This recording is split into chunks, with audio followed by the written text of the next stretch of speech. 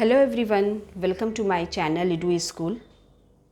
Now, today we will learn how to balance chemical equations.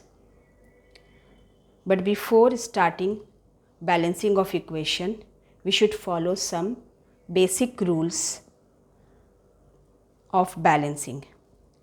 Rule 1 says balance polyatomic groups if present in both reactants and product sides. After that, balance metals. After metal balance, you should balance non-metals, and after non-metals you should balance hydrogen and lastly oxygen. तो students, हमने यहाँ पर 4 rules देखे हैं. अगर आप इन चारों rules को फॉलो करते हैं तो आपकी बैलेंसिंग बहुत ही आसान हो जाएगी और साथ ही साथ आपकी कोई भी डिफ़िकल्टीज़ नहीं होगी, बैलेंस करने में कोई प्रॉब्लम नहीं होगी और कभी भी आपकी बैलेंसिंग में मिस्टेक्स नहीं होंगे. तो कोई सा भी आप इक्वेशन उठा लें और उसे आप आसानी से इस टेक्निक के ज़रिए बैलेंस कर सकते हैं. तो let's start balancing of equation. यहाँ हमने इक्वेशन लिया है Fe plus H2O is equal to Fe3O4 plus H2. यहाँ देखें, दिस इज़ द रिएक्टेंट, इसे हम रिएक्टेंट कहते हैं, and this is the product. ये क्या है? प्रोडक्ट है. तो रिएक्टेंट साइड में आप देखें कि आयरन Fe प्लस H2O, इस पूरे इक्वेशन में पॉलीएटॉमिक ग्रुप प्रेजेंट नहीं है. तो अगर पॉलीएटॉमिक ग्रुप प्रेजेंट नहीं है तो हम उसे के आगे बढ़ेंगे, मेटल्स को देखते हैं. तो यहाँ आयरन देखें आप कितना है, iron is 1 here and in product side iron is 3. तो सबसे पहले हम लोग आयरन को बैलेंस करते हैं. आयरन इज़ 3, तो वी पुट हेयर 3. अब यहाँ देखें, आयरन जो है Fe3 हो चुका है, यहाँ भी आयरन 3 है. उसके बाद next hydrogen, hydrogen is 2 and here hydrogen is 2. तो hydrogen is balance, but in product side oxygen is 4 and in reactant side oxygen is 1. तो ऑक्सीजन जो है वो बैलेंस नहीं है. तो ऑक्सीजन को बैलेंस करने के लिए हमें क्या करना पड़ेगा, हमें यहाँ 4 पुट करना पड़ेगा. तो अगर हमने यहाँ पर 4 पुट किया तो ऑक्सीजन 4 हो चुका है, जो बैलेंस हो गया ऑक्सीजन 4. बट हाइड्रोजन कितना है, 4 2 ज़ा 8. ये पूरा ये जो 4 हमने यहाँ पर लिखा, ये 4 हाइड्रोजन के साथ भी है और ऑक्सीजन के साथ भी है.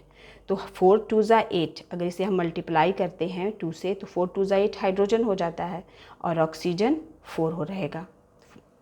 ऑक्सीजन 4 के साथ मल्टीप्लाई करता है तो यहाँ पर 4 ऑक्सीजन हो जाएगा. तो ऑक्सीजन तो बैलेंस है आपका, बट हाइड्रोजन 4 2 ज़ा 8 और यहाँ हाइड्रोजन कितने हो गए, 2 ही है. तो क्या करना होगा, हमें यहाँ भी 4 पुट करना पड़ेगा. इस तरह से अगर हम लोग यहाँ 4 लिखते हैं तो 4 2 ज़ा 8 हाइड्रोजन हमारा बैलेंस हो गया. हाइड्रोजन यहाँ देखें 8 hydrogen, iron 3, iron Fe3 iron 3 and oxygen is also 4. यहाँ देखिए ऑक्सीजन भी हमारा 4 है. जब भी आप बैलेंस करें किसी भी इक्वेशन को तो हमेशा जो नंबरिंग हमें करनी होगी वो इस साइड करनी है. जिस तरह से मैंने यहाँ पर की है, इस तरफ करनी. कभी भी इस साइड या ऊपर की तरफ नहीं बैलेंस नंबरिंग नहीं करनी है, अदरवाइज़ ये आपका बैलेंसिंग गलत हो सकता है. हमेशा इस तरफ करनी है आपको बैलेंसिंग, जो नंबर मैंने यहाँ पर पुट किए हैं. तो अब देखिए ये रिएक्शन बैलेंस है, पूरी तरह से ये इक्वेशन क्या है, बैलेंस है. 3 Fe3, ऑक्सीजन 4, हाइड्रोजन 4 2 ज़ा 8 हाइड्रोजन एंड यहाँ 4 2 ज़ा 8 हाइड्रोजन. तो this equation is completely balanced. Now we take another example. NaOH plus H2SO4, Na2SO4 plus H2. यहाँ आप देख सकते हैं पॉलीएटॉमिक ग्रुप सल्फेट प्रेजेंट है, SO4. यहाँ देखें SO4.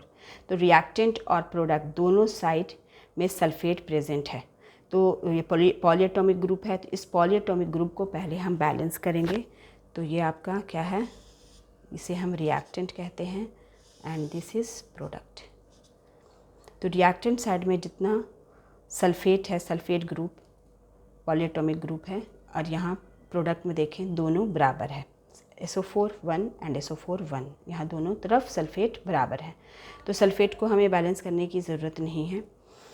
सोडियम Na1, यहाँ सोडियम 2 है। तो सबसे पहले हम लोग क्या करते हैं, सोडियम को बैलेंस करते हैं, क्योंकि सोडियम को काउंट करें तो 1 है और यहाँ प्रोडक्ट में 2 है। तो सोडियम को बैलेंस करते हैं, तो यहाँ पुट करेंगे 2। तो अब सोडियम क्या हो गया, बैलेंस, 2 सोडियम 2 सोडियम।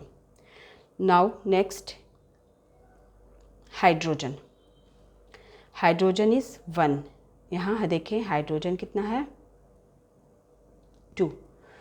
तो हाइड्रोजन अगर 1 है, लेकिन यहाँ हाइड्रोजन जब हमने इसको 2 से मल्टीप्लाई किया, 2 यहाँ पर जब पुट किया, तो हाइड्रोजन भी हमारा कितना हो गया 2।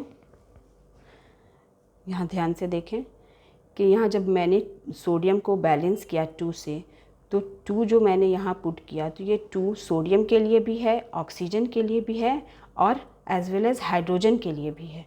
तो जब मैंने यहाँ पर 2 पुट किया, तो ये 2 हाइड्रोजन को भी शो करता है। अब हाइड्रोजन की कितने मॉलिक्यूल्स हो गए, यहाँ पर 2 मॉलिक्यूल्स हो गए, और यहाँ पर देखिए हाइड्रोजन कितने हो गए, यहाँ पर 2।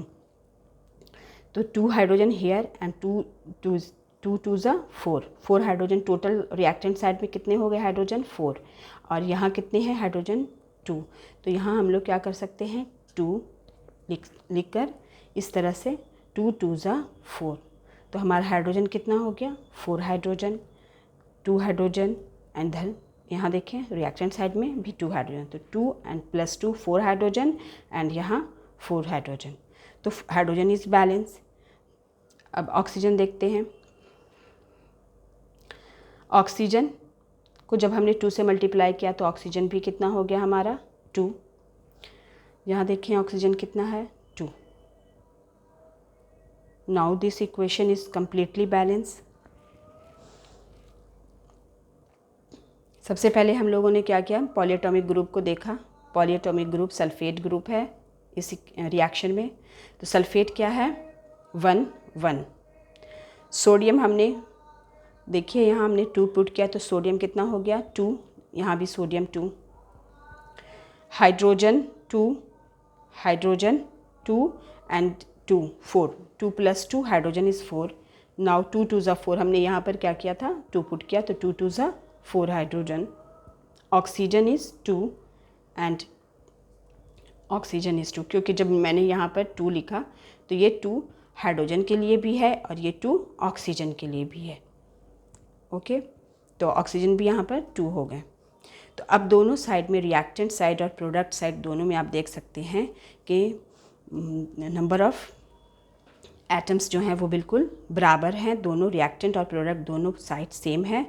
तो ये जो रूल है, अगर आप इस रूल्स को फॉलो करते हैं, तो इस रूल को फॉलो करने से आपका रिएक्शन जो है वो इक्वेशन बहुत आसानी से बैलेंस हो जाएगा।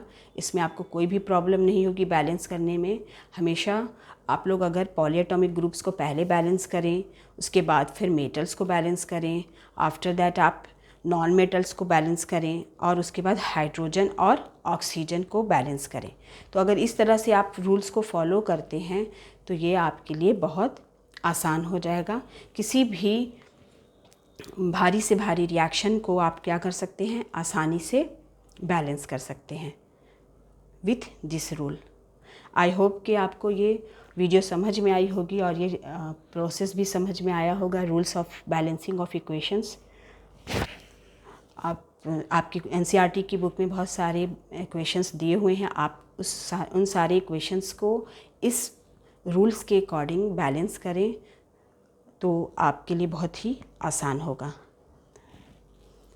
मिलते हैं नेक्स्ट वीडियो में, तब तक के लिए गुड बाय, थैंक यू।